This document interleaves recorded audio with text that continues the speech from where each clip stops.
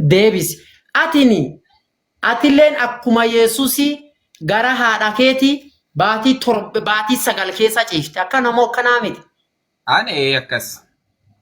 Jechuuni gaafata gara haadhateeti hin seenini atini hin jirtu jechuu. Ani hin jiru. Good. Yesuusini gara haadhisaa seene baatii 9 seene haginni gara haadhisaa hin seenini Yesus hin jiru jechuu. Akkammoo akkanaa miti? Akkanaa miti. Suutaan deem. Suutaan si geessu jira. Suutaan deem. Akka dansa wasi barsiisaa jira. Waan biraasiin hin jennee bee na gaafatte akkana moo akkanaa miti naan jettee lakki akkanaa miti. Okay, sawa. Naaf galee. Allahu Akbar. Kota. Aga malee siif galcha. Yesus gara haadhisaa baatii 9 seenee dhalaati.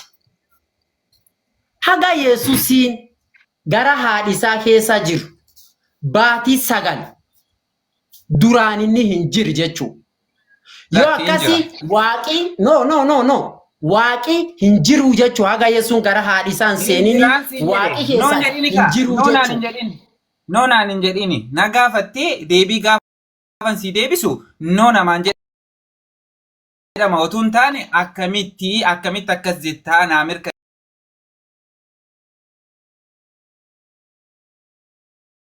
Ayyee tole. Dhageeffadha. Okay. Gaafa siin jedhe baatii 9 gara keessa ciisi. Atis baatii 9 gara haadha kee ciifti. Jechuun saniin dura atiin hin jirtu. Yesus hin jiru. Waaqi Yesusi kan gara haadhisaa keessa kaa'e kunini waaqa kam? Waaqi kan uume Yesusin booda gad dhufe kunini waaqa kam? Sanswaa gaafii lama. Sadaffaa yeroo inni gara haadhisaa keessa jiru san eenyu kadhattan? Waaqi keessan kam kaisan kadhattan kun? Gaafiidhuma yeroo amminni nuuf fannifame, naaf fannifame, siif fannifame eenyu nami fannise kuni eenyu? Yoo inni waaqa atiin akkamiin waaqa kan kee qabdee waaqa kan kee fannisita? Fannisanii jennaami yeroo fannisan suni waaqayyo maaliif kophaan na dhiistaa? Baay'ee kee jirti. Waaqayyo maaliif kophaan na dhiistaa jedhe. Waaqi inni waammatu kunini yoo inni waaqi kun kamii kanuma qofa naa deebisi. Waan afraan kan naa deebisi. Ayyee amma fixee kanum barachuu barbaada. Nabi Muhammadin deemin waan Nabi Muhammadi acha kaafan. No. Mata duree hadiisaa, mata duree Quraanaa, mata duree Muhammad, mata duree Islaamummaa achi kaa. Inni mata duree biraati sana miti amma. No. Mata duree sana keessa miti amma. Amma mata duree Yesuus irraa haasa'aa jirraani. So jalqaba dursa wanti siin jedhu yoo jiraate gaaffii hedduu na gaafatte. So ak maal otuu ta'e maal jaalladha ture tokkoon otuu si deebisaa deemin atti tola ture amma garuu hunda bal'inaa waan gaafatte tarii gaaffii kee kan irraanfadhu jiraachuu mala so boodarra na yaadachiisuu dandeessaa jechuudha. Okay, so jalqabarraa eessarraan sii ka'a beektaa? Yesuus waaqa moo waaqa miti ka jedhurraa sii ka'a. Yesuus waaqa guutuudha. Waaqa guutu. Yesus waaqa guutu. Akkasuma Yesus akkasumallee nama guutu. Akkas jechuun maal jechuudha? Yesus nama guutu. No. Achi naaf galchi bakka saniin itti deebi. Naaf galchi. Amma na dhaggeeffadhu gaa. Haga ati haasa'aa turtee listen. Haga ati haasa'aa turtee maayikii qabatee waan tokko na dhaggeeffadhu please. Please, laal. No, si dhaggeeffadha waan tokko qofa. Please, waan tokko qofa na dhaggeeffadhu. No. Waan biraa siin gaafadhu. Barachuu barbaadu obboleessa koo barachuu barbaadu. Siif galee? Haase, okay, maal ture? Barachuu barbaada. Yeroo waan atti himtu Yesuusin nama, Yesuusin waaqa. Waan kan gargar naa baas akka Kimee amma gaaffii kana gaafan si gaafadhu wanti ni fotuun taane akkasii galaa deemuufi tole. So addunyaa kana kan uume addunyaa kanaa fi wantoota addunyaa kana keessatti argaman kan uume namadha moo waaqadha? Waaqa. So Iyesus nama addunyaa kana Iyesus qaama addunyaa kana uumedha jechuudha. Akka macaafi qulqulluun nutti himutti akka macaafi qulqulluun jedhutti Iyesus yookaan ilmi Waaqayyoo kan jedhu macaafi qulqulluun nama addunyaa kana uumedha jechuudha. Saban rakkoon qabu yoo si jeeqaa rutee kaastee irratti taasisuu dandeessa rakkoon qabu. Okay. Waan tokko qofa barreeffadha waan ati ittisanii asii barreeffachuu barbaada. Akka gartee irraa si gaafadhu. Okay, qabachaa deemi rakkoo tokko hin qabu. So nama waaqaa yookaan akkuma ati jettee kan addunyaa kanaa fi wantoota isa keessa jiran uume Waaqayyoodha jetteetta. Ani immoo sila maal siin jedheen darbe Iyesuus waaqadhaa siin jedheen darbe yookaan aboo waaqummaa qaba yookaan gooftaadhaa siin jedheen darbe. Akkamitti gooftaadha yookaan akkamitti uumaadha jetta eenyutu uume yoo naan jette macaafni qulqulluun waa'ee uumaa Yesuus maal jedha? Iyesuus dhuguma waa uumeera moo hin uumne macaafni qulqulluun maal jedha ka jedhutti dhufnaa jechuudha. So macaafni qulqulluun maal jedha? Macaafa Qolaasiyaas boqonnaa tokko lakkoofsa 15 irraa kaaseen si dubbisa. Qolaasiyaas boqonnaa tokko lakkoofsa 15. Akkana jedha. Ol aantummaa ilma Waaqayyoo jedhee jalqaba. Sorry, dudda duubatti galagashe kaameeraa al tokko dudda duubatti deebiseen sitti agarsiisii dubbisa waan ta'eefi sorry. Sorry, here we go. In dubbifamaami? Rakkoo ilaa qaba dubbisa tummaan dubbisi. Rakkoon qabu kunoo akkas jedha. Ol aantummaa ilma Waaqayyoo jedhee Qolaasiyaas boqonnaa tokko lakkoofsa 15 irraa akkas jedha. Ol aantummaa ilma Waaqayyoo jedhee inni jedha. Fakkaatti waaqa hin mul'anne sanaati. Uumama hundumaafis hangafa. Dhaggeeffadhu laasitti tokkoffaa. Uumama hundumaaf maali? Hangafa. Lakkoofsa 16 irraa ittuma fufee maal jedha? Wanni hundinuu isumaan uumamtee jedha. Wanti hundinuu isumaan uumamte. Wanni samii keessaa fi lafa irraa. Wanni mul'atuu fi hin mul'anne. Teessoowwan yookaan humnoonni yookaan bulchitoonni yookaan taayitaan wanni hundinuu isumaaf uumamanii jedha. So wanti addunyaa kana keessa jirtu eenyuun uumame jechuudha? Ilma Waaqayyoo kanaanitu uumame jechuudha. Kanaaf akkuma anaaf sorry.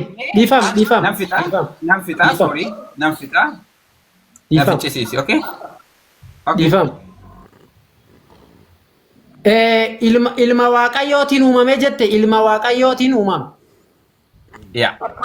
Ilma Waaqayyootiin amma Waaqanitu iyyuu ilmi isaati. Ayyee nuwaas. Xumurtee? Xumure. Ayyee. So jalqaba maalin si gaafadhee ture addunyaa kanaa fi wantoota isa keessatti jiran kan uume eenyudha siin jennaan Waaqayyoodha naan jetteettami.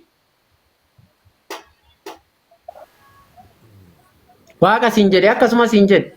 Eeyyee. So heertuu amma dubbisne kana keessatti addunyaan kun eenyuudhaan uumamte jedha?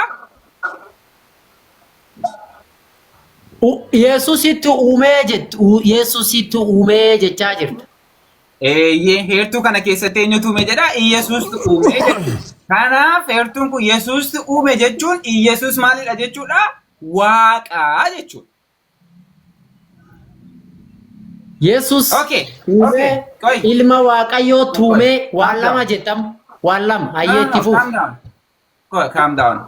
Mata duree sanarraa yoo kaasne Iyesuusii fi ilmi Waaqayyoo nama tokko. Iyesuustu ilma Waaqayyooti kun waan biraa miti. Iyesuus ilma Waaqayyoo. Ta'u artiitu si qabe akkam ilmi akkam waaqa ta'a ani nam kam abbaki ta'a ani abbaki ijin ta'a.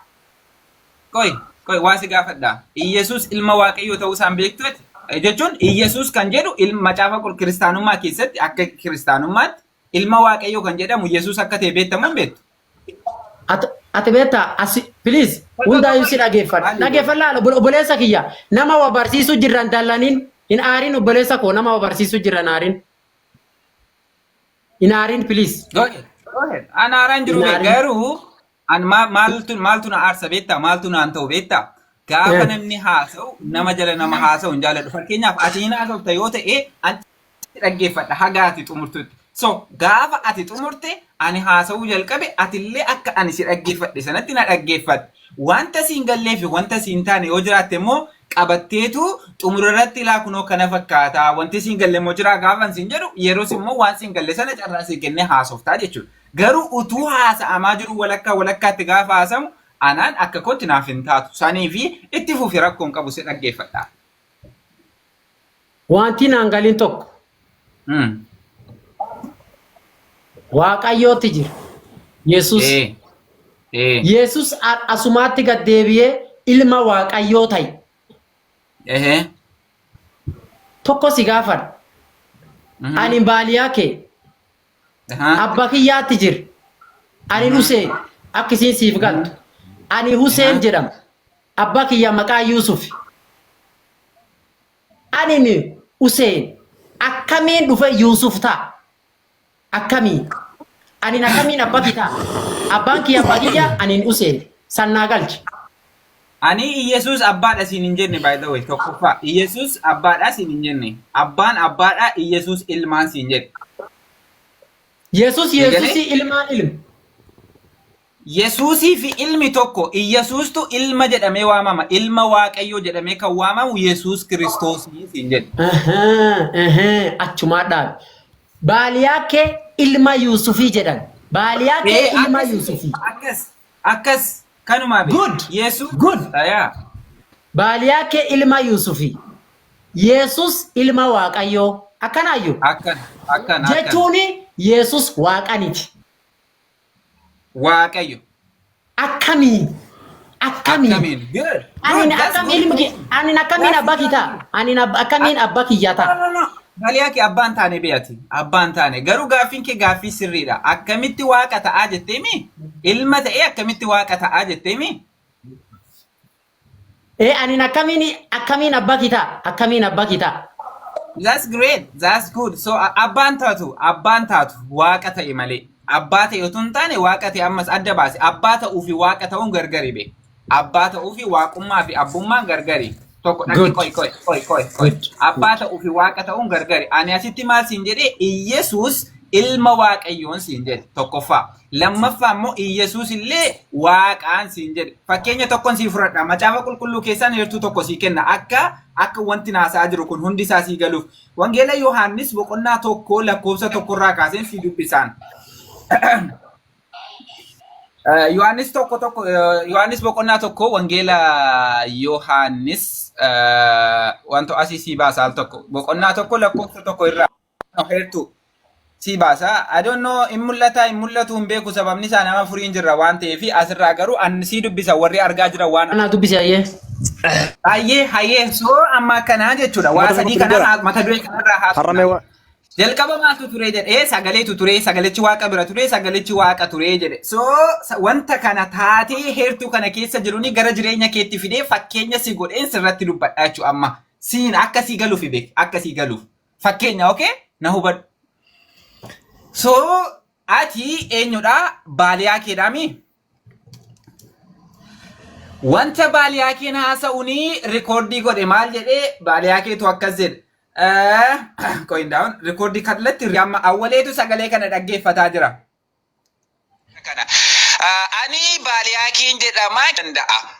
So awwaleen sagalee kana dhaggeeffate maal kanati maal jettee ani baaliyaa keen jedhamaa Kiswaayilii dubbachuu hin danda'a kan jedhu sagalee kee dhaggeeffate. So amma sagalee baaliyaa kee nama waraabee mi'a sagalee kee waraabee amma. So awwaleen gaafa sagalee kee sana dhaggeeffate sagaleen sun sidhamoo simiti. Naamiti sagalee kiyya malee. Sagalee simiti sagalee okay koi sagaleechi simiti. Sagalee kiyya malee naamiti. Sagaleechi keeti moo kee miti sagaleechi sidhamoo simiti. Naamiti sagalee kiyya malee naamiti. Siifaa galu. Sagalee kiyyaat ergite malee ani hin ergin ani hin deemne sagalee kiyya malee naamiti. Siifaa galu. Garuu wanta sana kan dubbate eenyu? Anaatu dubbate. Okay, maara sana beekanii si jechaa jiru. Ani naagalee. Suni sagalee keeti mini sagalee keeti. Sagalee kiyya malee anaa miti. Sagalee keeti jechuudha. Sagalee keeti. Okay. Ati immoo jirta moo jirtu kan biraan? Ati immoo jirta miti inni sun sagalee keeti. Ati immoo jirta miti? Ani jir kophaa jira sagaleen kiyya kophaa jirti. Sagaleen kee kophaa jira. Okay. Bilbila kanarraa utuu ati jirtuun si bukkeetti sagalee kee sana banee dhaggeeffadhe an. Sagaleen sun si bira jira moo hin jiru? Sagaleen sun si bira jira malee na bira hin jiru. No, ati yoo dhagge si bukkeen jira bee an si bira hin jira wal bukkee jirraami. Fakkeenya laa qoy amma kunoo as jiraami sagalee chan si bana laa. Sagalee sana si bana. Si taasaa jira kana. Ani baaliyaa kiin jedhama. Sagaleen kun si bira jira moo hin jiru? Sagaleen kunini. Si bira jira mi? Atin deemteen si bira jira malee na bira hin jiru. Amma qayanta qaballe. Amma illee banaan jira laa. Gaafa sagaleen kun dubbatu si bira jira moo hin jiru natti mi gaafa ilaam. Na bira hin jiru si bira jira. Si bira jira malee na bira hin jiru. Dhagahaa hin jirtu. Sagaleen ani baaliyaa ke sagaleen sagalee baaliyaa ke malee baaliyaa ke mi. Ani si hubadhe.